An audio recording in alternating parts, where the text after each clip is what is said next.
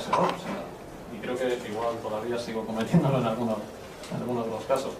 Pero muchas veces piensas en la poesía como escribir solamente, y la poesía tiene también mucho de recitar después, de cómo suena la voz de ese poema leído. Entonces no es tanto solamente como plasmarlo en el papel, sino también ponerle después tu voz, ver que ese poema tiene ritmo cuando tú lo estás leyendo y ver que eso efectivamente suena bien.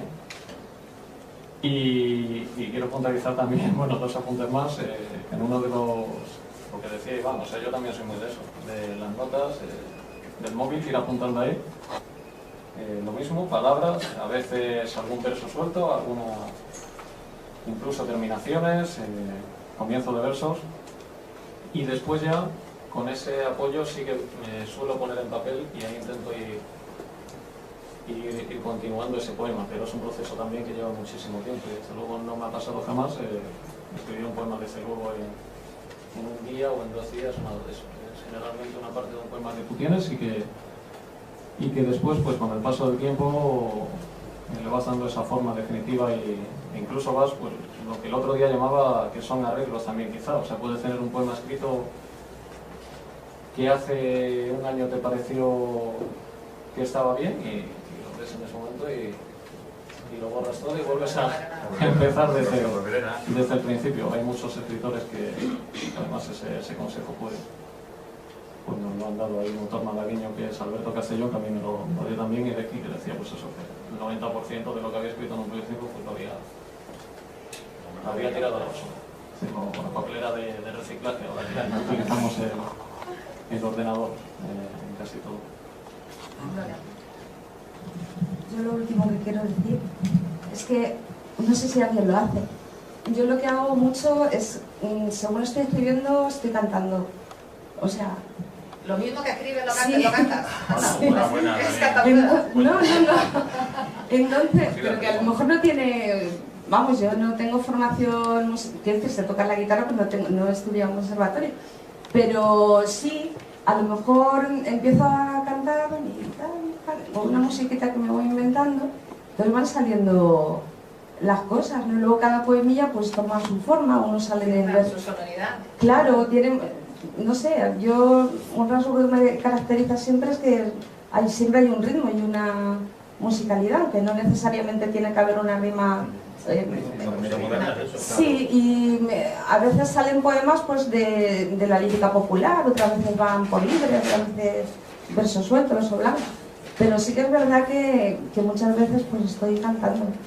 Y eso. Hablando de verso libre, verso blanco, métrica y tal, ¿qué preferimos a la hora de escribir? ¿Nos sentamos ya a escribir un soneto o no? ¿O sale lo que sale?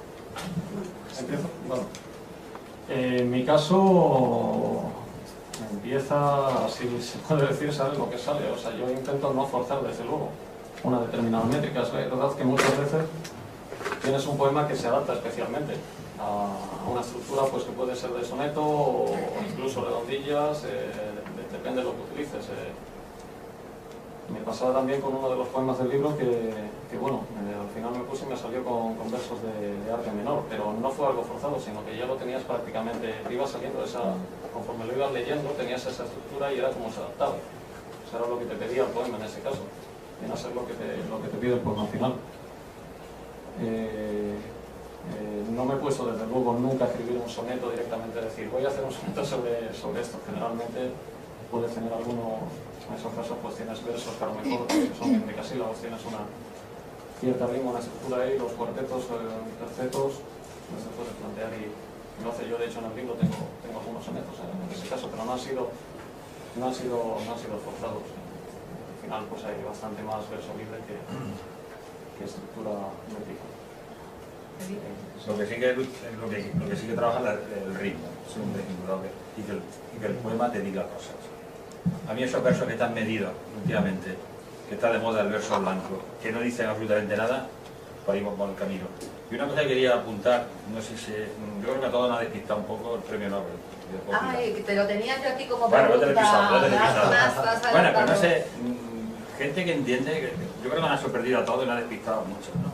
¿Por qué hago vida? Y dicen, bueno, es que quizá la poesía está volviendo otra vez a sus orígenes. Y en cierto modo, yo detecto en Barcelona que es cierto. Hace un recital y trabajan 10 personas, 15 personas, y hace un slam, los chavales estos que hacen este tipo de rap, poesía cantada, y llenan un estadio. Sí. Es que la Por ahí música va, no tiene por ahí va, por ahí va tiene Bombila. que estar, claro, Dice, a lo mejor no han sido tan tontos los académicos, sino que ellos están detectando que la poesía está volviendo a sus orígenes. La poesía nació para ser cantada. Luego después la poesía se vuelve intimista y es solamente leída. Claro. Ahí pierde la rima, ahí pierde todo ya, pierde musicalidad. Lo que la poesía intimista, para leerla tú en tu casa, tranquilamente. Vuelve otra vez a ser cantada. Pero no tiene por qué no tener musicalidad. Sí, musicalidad, sí, ritmo. Ritmo, sí. ya está. ¿Qué decir la rima? He dicho la rima. Vale. Por supuesto que tiene musicalidad y ritmo. Si no, no sería poesía. Sería prosa cortada, ¿no? Ya está. No tengo más que decir. No tengo más que decir. Nada más que decir. ¿Queréis leer un poema? ¿Leemos a un poema? Lola, ¿empezamos? Yo si queréis explico el título y todo. Sí, claro, por supuesto. Y el poema debe de un favor al poema, ya lo voy a Oye, explicar. perdonad, antes de empezar a leer, ¿os importa que os hagamos una pregunta? No. Pero que no sea difícil, va. No, es una pregunta muy sencilla. Un poco al hilo de lo que está diciendo Felipe y yo creo que está en la mente de todos. La poesía rimada o la poesía no rimada. Mi pregunta es la siguiente. Muchas veces hemos oído al comentar texto, al comentar prosa o incluso una novela o narrativa, que se dice mucho, es una narrativa lírica, es una narrativa muy poética. Entonces, decimos sin embargo que la poesía, algunos dicen, yo no sé muy bien qué es lo que digo, pero yo lo he oído a mucha gente, que esa poesía, como has dicho tú, Felipe, poesía cortada, ¿cómo has dicho? No, prosa cortada. que si no tiene ritmo, una prosa cortada, no tiene ritmo. Es una prosa cortada, El ritmo marca. pero si se trata de, si lleva dentro ese lirismo, ese tono poético, ¿por qué no? Pues será una prosa poética. Bueno, pero esa es mi pregunta. Si mi Eso pregunta es merece. esa. Los técnicos de prosa poética, yo no sé por qué nos empeñamos a poesía. La Felipe. prosa poética tan valiosa, tan magnífica como la poesía. Si mi pregunta no es esa, o sea, lo entiendo lo que tú dices y estoy totalmente de acuerdo contigo. Mi pregunta es la otra, es ¿qué diferencia hay? ¿Por qué cuando hablamos de prosa poética, a qué nos referimos? ¿Y por qué no podemos hablar de poesía prosada? No sé si Yo creo que es el cambio del ritmo, y la imagen, el ritmo. Poesía eres tú. No sé, creo que sí, ¿no? Eso no, yo estoy de acuerdo con ella. Que, pues, ¿Qué diferencia? bueno, hay una diferencia Hombre, porque uno es prosa y otro tiene una medida. Se nota rápidamente cuando Sí. te meten ahí chorizo, venga, pum, pum, se nota rápidamente. Una prosa cortada se nota rápidamente. Tiene que tener un ritmo, tiene que tener una imagen, eso, la poesía moderna es así. Desde que Pero perdió la rima, es función, efectivamente es la El ritmo. función poética del lenguaje. y pillar el ritmo. El lirismo, yo te entiendo perfectamente. Y no parecen los versos, porque yo todo destroza. Realmente ahora se hace encabalgamiento, sigue. ¿Yo puedo decir una cosa? Hombre, claro que sí, Lo que has por supuesto. comentado. Altamente aconsejable. No soy nadie en este mundo de la poesía, Claro. pero sí que una cosa que me pasa a mí, yo creo que como toda mi vida la he vivido dentro de márgenes, deberes y obligaciones de todo tipo, cuando me he puesto a escribir poesía lo he hecho sin atender, siendo hasta demasiado ácrata. Quizá eso no es poesía, no lo sé. Pero los géneros literarios ya me dan igual. Es más, cuando ahora mis hijos empiezan a decirme, mamá, ¿me ayudas con una poesía que tiene que tener una métrica? Ni lo entiendo. Y es más, les digo, es que no quiero saberlo porque si es heptasílabo, si es endecasílabo, es que para mí, que me parece un juego también, es decir, a mí ponerme a escribir un soneto o una redondilla o un romance, que no sé hacerlo, pero me gusta porque yo leo a García Lorca y me chifla. O cuando lees a Garcilaso de la Vega y flipas, o con Quevedo, ¿no? Y te encanta. Ahora, yo, si lo hago, lo haré como un juego y como algo que sea que me apetece disfrutar de ello. Pero no soy capaz, me encanta lo del ritmo, estoy totalmente de acuerdo, o sea, tiene que haber un ritmo y me encanta cómo lo has expresado. Pero me gusta más ser más libre en todo eso, por lo menos quizá eso es una forma de no ser poeta, es una forma de ser, pues eso, una forma de escribir diferente que no se le llamaría así, pero no lo sé, para mí es lo que me gusta. Perdón, ¿entonces usted considera un juego un soneto de Quevedo? Pues no, yo creo que es que era un hombre... Pero en esta época sí, porque en esta época se hablaba así y se expresaba así la gente. Necesitaban tener quizá unos cánones y unas normas que quizá nosotros a lo mejor ahora no los tenemos igual, o por lo menos yo no los quiero en mi poesía. Yo de todas maneras le recomendaría a usted que escriba un soneto. Lo he hecho, Muy bien. lo he hecho porque estuve haciendo un curso de poesía con Noemí Trujillo y ella me hizo leer a Garcilaso y que escribiera un soneto, y claro que me encantó, pero me parece complicadísimo. Y quizá mi forma de poesía, que a lo mejor, o de expresarme, es la de ellos, que requiere mucho tiempo y que van revisando y revisando, la mía no es así. Yo tengo una espontaneidad que luego a lo mejor a la gente que se lo enseño les gusta, y a lo mejor a otros no, pero es como me gusta expresarme a mí, que a lo mejor es más rápido, no lo sé. A mí me gustaría preguntar, y casi me gustaría enganchar con lo que ha dicho Isabel, precisamente en la confusión sobre los géneros radica todo este problema, porque lo que es lírica y lo que es épica o narrativa es épica o narrativa. Es decir, que ir a eso nos quitaría mucho debate. Quiero decir, el verso tiene, además de sus recursos métricos, de ritmo, etcétera, etcétera, tiene también esa impronta, esa salida espontánea o más elaborada, pero que también lo tiene la narrativa, tanto en prosa como en verso. Es decir, que mezclar, decir que la lírica solo es poesía es reducirlo mucho y es desterrar a la épica de su origen, que también es la poesía, que es el verso. Entonces yo creo que tenemos que tener todos muy claro qué es épica y qué es lírica, que son géneros clásicos y que puede haber lírica en verso y lírica en prosa, igual que narrativa en verso y narrativa en prosa. Y de ahí nos quitaríamos mucha de esta batalla un poco en círculo y por todos los lados. Y luego la pregunta, pues no sé exactamente cuál era, pero podría ser algo así como los poetas actualmente, porque me lo hicieron ver una vez que dije algo mal sobre la poesía, porque yo no tengo esa vena poética. Los poetas actualmente han descartado la poesía narrativa, se basan únicamente en la lírica, es decir, en la expresión del sentimiento, más o menos íntimo, más o menos intelectualizado, y ya no hay una poesía que cuente cosas para ir a la reducción de esos géneros. O depende de las generaciones, o los raperos buscan la rima, a veces hacen pareados muy, a veces un poco forzaditos, mientras que el nuevo poeta hace lo que decía Felipe Sérvulo, una prosa cortada, es decir, una especie de rapto lírico, pero que en el fondo es un renglón más que un verso. Lanzo la pregunta un poco a todos, no sé si he sido claro, creo que no. Felipe. Pues es que no sé muy bien, por eso todo. Claro, eso es un problema. Lo que es evidente es que la poesía tiene que emocionar. Si no te emociona, mira, tenemos un nivel allí, por ejemplo, yo estoy en la Ateneo de Barcelona, llevo un colectivo de autores, de escritores, y cuando vienen los catedráticos y te presentan lo que escriben, desde luego da risa lo que leen. Ellos mismos se condicionan con tanta formación. La poesía, ahora no te voy a decir, no sé quién exactamente lo dijo, no hay que ser muy culto, me estoy diciendo, no hay que ser muy culto para ser poeta. Como sea muy culto, te destroza como poeta. Yo lo veo allí. Las que vienen, los que son filólogos, que son catedráticos, te hacen cada paparruchada. Voy a nombrar aquí a Pere Gimferrer, que no tiene que nombrar a nadie, y me dijeron, pero si es que Pere Gimferrer, y además es verdad, lo he comprobado, da igual que lo empiece de arriba abajo, que de abajo arriba, que por el medio. No dicen absolutamente nada. Bueno, ¿quién discute la formación de Pere Gimferrer? Ahora a lo mejor digo una barbaridad y me corren aquí con total, ¿no? Pero que bueno, y comprobadlo vosotros. Comprobadlo vosotros. Comprobadlo vosotros. A Gimferrer cogerlo y leerlo, de arriba abajo, de abajo arriba o por el medio.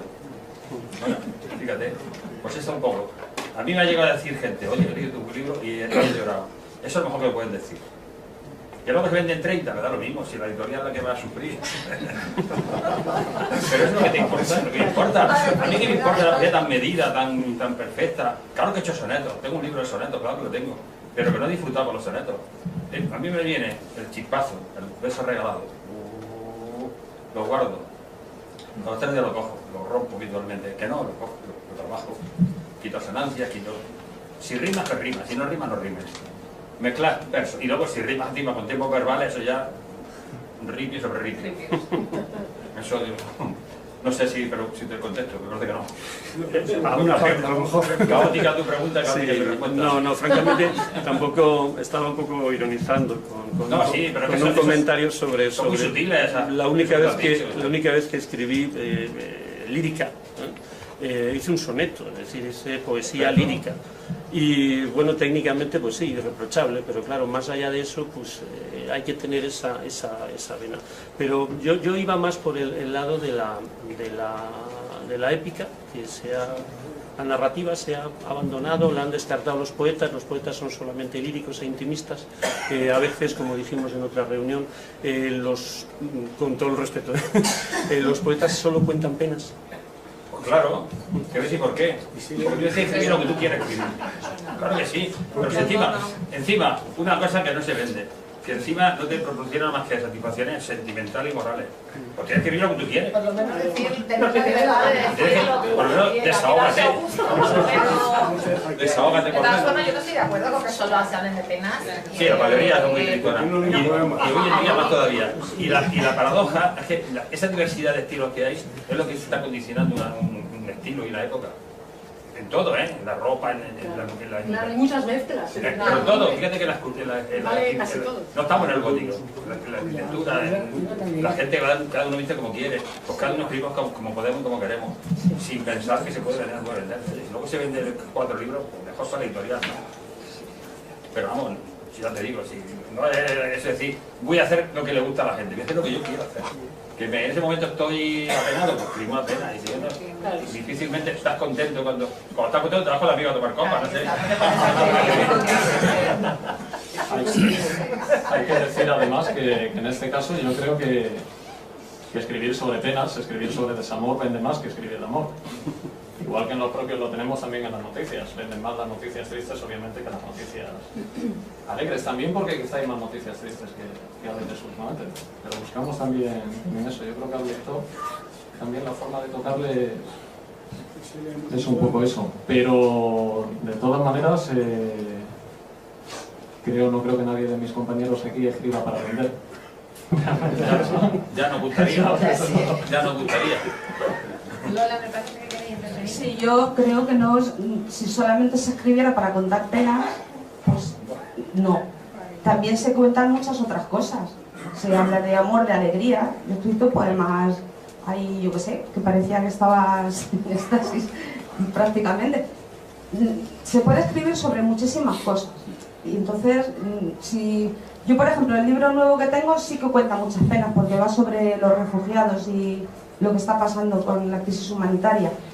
Pero bueno, también está lleno de esperanza y, o sea que, penas. No sé. Si alguno queréis añadir algo, si no, Yo creo que como ya nos quedan 5 minutillos de mesa... Espera, que quería hacer... No, que ¿por qué no leen ustedes un poema? Sí, lo que vamos a hacer. Y explico el título de mi libro, que yo he venido aquí a hablar de mi libro. Efectivamente, He venido a hablar de mi libro. que hablará de su libro. pues empieza. No, yo no. Venga, Bueno, si quieres explico el título. No, yo el poema que quiero pedirte a ti un favor. A ver, ¿qué me vas a pedir? Sí. Yo este libro no puedo leerlo. Porque está dedicado a mi madre y cuando he intentado leerlo he hecho el ridículo más faltoso. Por lo tanto, no voy a hacer el ridículo aquí en Madrid. Ya lo he hecho en diversos sitios y ya tengo el grupo del ridículo cubierto. Lo que quiero explicar el título. El título es Sit tibi terra levi, evidentemente, que la tierra te sea leve. Esto lo hacían los cristianos, los romanos precristianos, cuando alguien moría. Pero fíjate que es un pésame dirigido al muerto. No a los vivos, que la tierra te sea leve. Todas las civilizaciones piensan que nunca ha muerto la persona. Queremos agarrarnos a eso. Los cristianos dirán que hay otra vida, los budistas nos reencarnamos, etc. Bueno, pues incluso los menos quieren creer que la persona no ha muerto del todo. Que la tierra no te haga daño cuando te la echen encima. Y eso me lo decía la gente incluso allí en Andújar, murió en Andújar. Me lo decía gente, decía, oye, que la tierra te sea leve. Dije yo, pues manda el título del libro. Sí. Pues yo, claro, yo le he puesto en latín. Si tibi terra levi. Es un título que luego me han dicho, que es verdad, que yo lo he visto, lo hacían los romanos, las cristianas. En las lápidas lo ponían ellos. Es una idea muy romántica de que la persona no ha muerto del todo, que le está haciendo daño a la tierra. Y luego el poema no va a leer, pues yo no voy a leer todo. Porque ya he hecho ridículo en varios sitios. Yo te escojo uno y tú me lo lees. Pase para allá el micrófono, por favor, que vean todos. ¿Uno? Sí. Sí, uno para que podamos leer todos, que nos queda poquito tiempo.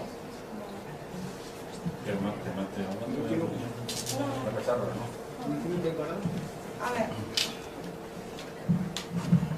Bueno, una cosa sobre el libro, antes de leer el poema. Los nombres es una historia de una familia de refugiados que viven de la guerra. Entonces, el padre y el novio de la hija han muerto y van la madre, el hijo pequeño y la hija mayor. Los nombres están escritos en esperanto. Entonces se llama el poema Vilelmo Chiquito. Está escrito en lírica popular, con algunas variantes. Dice, el niño recuerda cuando empezó la guerra y cómo era el amor de la familia. Madre, rízate en mi cara con tus labios de granadas. Préstame tu talismán, tu coroncito con nácar. Padre, en los visillos hará la luz de las madrugadas. Enséñame a meditar desde tu mundo de escarcha. Hermana, con las manzanas de tu bien haz mermelada. Cuéntame un cuento de mar y otro de tierras lejanas. Mi amor va tejiendo amor porque crezco en esta casa, donde el amor es real y es gestos y es gargantas. La guerra rompe el amor más sencillo, antorcha clara, pero el amor resucita. Las balas no valen nada.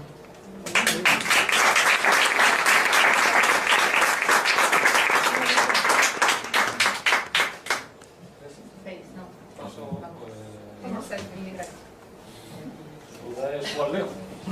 Ahora, no sé simétrico o no me digo. El libro bueno. Sí, eso. Esta es la prueba de algo.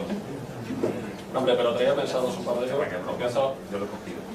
Además, el truco aquí está en que algunos los he preparado incluso para cómo recitar, pues claro. Si no, luego no todos están. No todos tienen la misma sonoridad del grupo. Entonces yo hoy quería leer. Estaba pensando en leer aviones. Pero voy a leer el siglo XX. Es bueno, uno está hecho con, comentaba antes, este sí tiene una estructura métrica. Vamos a ver si detrás de eso me ha quedado una historia o realmente me ha quedado un poema vacío, pero bueno. Y más allá de eso, pues el mensaje que aquí quería transmitir era sobre todo pues una serie de cosas del siglo XX, que es un siglo que no terminamos del todo de enterrar, y una serie de cosas que bueno, que siguen ahí o que algunas por desgracia se han perdido, otras pues siguen existiendo. Algunas pues sería mejor que no existieran, pero bueno, otras sí. En cualquier caso, yo creo que mejor leerlo y ya está. Bueno, al final de esto la poesía, realmente leer poemas, recitar poemas, escribirlos como autores. Las paredes que revisten de perdón aquel exceso, traición, silencio, confeso, las cosas que ya no existen. Los cuarteles y los toriles, los quintos, las seguidillas, los ojos tras las mirillas, las verbenas, los candiles. El respeto, la insolencia, los lobos que nos guardaban de ser parte del rebaño, la presunción de inocencia, las cuerdas que nos ataban al mástil del desengaño. Las excepciones, la risa, la lluvia tras los cristales, la tundra, los esquimales, morir viviendo deprisa. La imaginación, los guetos, el éxito, los fracasos, el resplandor, los ocasos, el rock and roll, los sonetos. El talle de una palmera con su balona raída, proteccionismo en molde. El color, la primavera, las pinturas distraídas por el hijo del alcalde.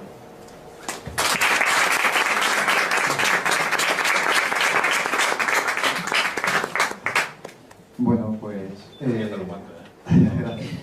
yo creo que me he apañado, vamos a ver. Pues decir un te quiero trata sobre todo de amor, es amor. Y bueno, voy a leer un poema que habla un poco, lo que hice fue ponerme en el lugar del amor, de qué pensaría el amor si fuera un elemento personificado, ¿no? Y viera esa necesidad que tiene el ser humano de conseguirlo siempre, de siempre tener el amor, de estar enamorado, ¿no? Por mucho que a veces nos hagan daño, ¿no? Y pensemos, pues no me voy a volver a enamorar, voy a estar solo, siempre al final volvemos a caer en esa búsqueda de ese sentimiento. Entonces, pues, pensé este poema, ¿qué pensaría el amor de nosotros, ¿no? Se llama Y todos me buscan. Puedo matarte con mis besos, con mi cara dulce y mi sonrisa relajada, con tus ganas sinceras y esa ligereza que siempre te acompaña, con las palabras que tanto llevas buscando. Sí, puedo matarte. Me resultará fácil que sigas mis pasos, que me dejes entrar en tu cama y me cuentes todos tus secretos, que me desgajes el pasado y me muestres tus debilidades. Aunque lo niegues ante otros, comerás de mi mano. Puedo incendiar de pasión las noches o apagar cada uno de tus días, escupirte y después lamerte muy despacio, hacer que tragues más de una manzana con sus corazones dentro, y si te lo pido, me darás tu alma para que la devore lentamente.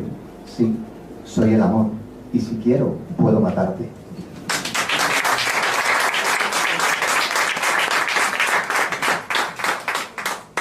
Bueno, toda una responsabilidad, ¿eh?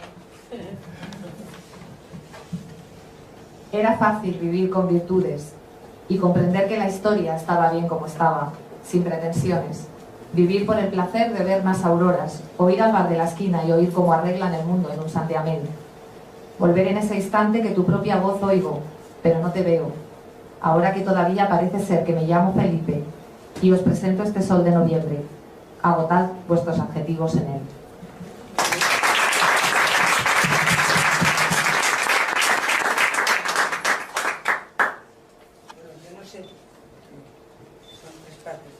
Bien diferenciar. Ánimo. Estamos contigo. A ver. Uy, papá, no veo.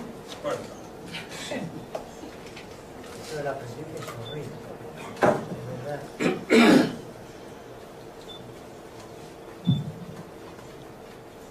Hacedor de las tinieblas, libera el grito apresado en la bruma de mis días. Azuza tu caballo, monta sobre mi tierra de sed seca, hunde tu espada en mi hendidura, y así poder morir en el desgarro. Llévate mi alma lejos, entiérrala en el norte, allí donde las aguas devoran harapos de sangre.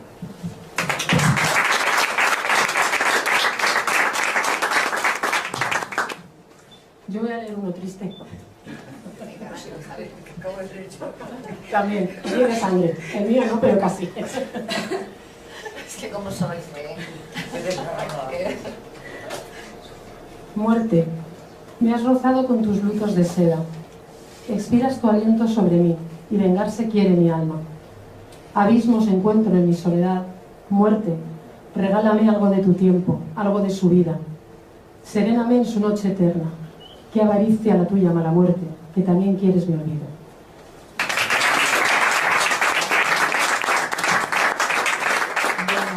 Bueno, pues con estos versos, con estas palabras, damos por terminada esta primera mesa, esta primera charla. Muchísimas gracias a todos: Isabel Dionis, Mercedes Ridocci, Iván Baeza, Felipe Cérvulo, Félix Caballero, Claudia Lola Alonso. Muchísimas gracias, un placer. Que tenéis ahí sus libros por si los queréis adquirir y llevar a los dedicados. Y que no nos falte poesía, que nunca nos falte poesía. Que nunca falte. Yo quiero añadir una cosa: gracias a todos los que están ahí, porque tener aquí a 30 o 40 personas hablando de poesía tiene muchísimo mérito. Así que el aplauso para vosotros.